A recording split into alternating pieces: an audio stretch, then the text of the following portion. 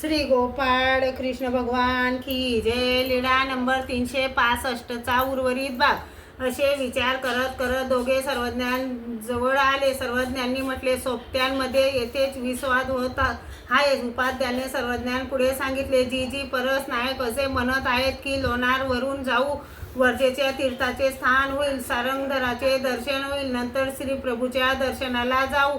आणि मी म्हटले, सरळ चांगदेवावरून जाऊ. सर्वज्ञांनी सांगितले, लोणारला कोणी एक आले आणि ते कीर्ती करून गेले. आता तेथे काय आहे? कुठे वर्जेच्या तीर्थाचे स्थान, कुठे सारंगधराचे दर्शन आणि कुठे श्री प्रभूचे दर्शन? कोठे ते आणि कोठे हे? सर्वज्ञांनी त्यांना नियम सांगितले. मुक्काम दर मुक्काम करत जावे. एका दिवसापेक्षा जास्त दिवस एका गावी मुक्काम करू नये. श्री प्रभूच्या चरणावर जास्त वेळ माथा ठेवू नये. समोर बसू नये. श्री प्रभूंना त्रास होईल अशी सेवा करू नये. श्री प्रभू ज्या वेळी पाठवतील त्याच वेळी जावे. देवतेशी निरोध होय एसी सेवा न कीजे.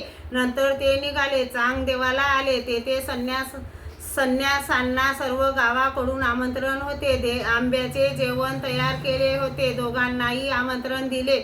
जेवण केले आणि दुसऱ्या दिवशी सकाळी पुन्हा अक्षदा लावून आमंत्रण दिले. उपाध्ये म्हणू लागले, हे काय परस नायका? सर्वज्ञांनी सांगितले आहे,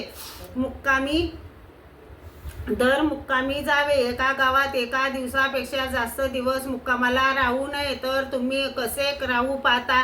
परस नायकाने म्हटले, आता मस्त आंब्याचे दिवस आहेत, तोपर्यंत राहू. नंतर श्री प्रभूचे दर्शन घेणे आहेच की ते काय कोठे जात आहे? मग त्या दिवशीही राहिले. जेवण झाले. दुसऱ्या दिवशी पुन्हा आमंत्रण दिले. मग उपाध्यांनी सांगितले, तुम्ही राहाल तर राहा, मी मात्र जातो. परस नायक राहिले. उपाध्ये निघाले. त्यांनी अचलपूरला 5 दामाचे आंबे घेतले.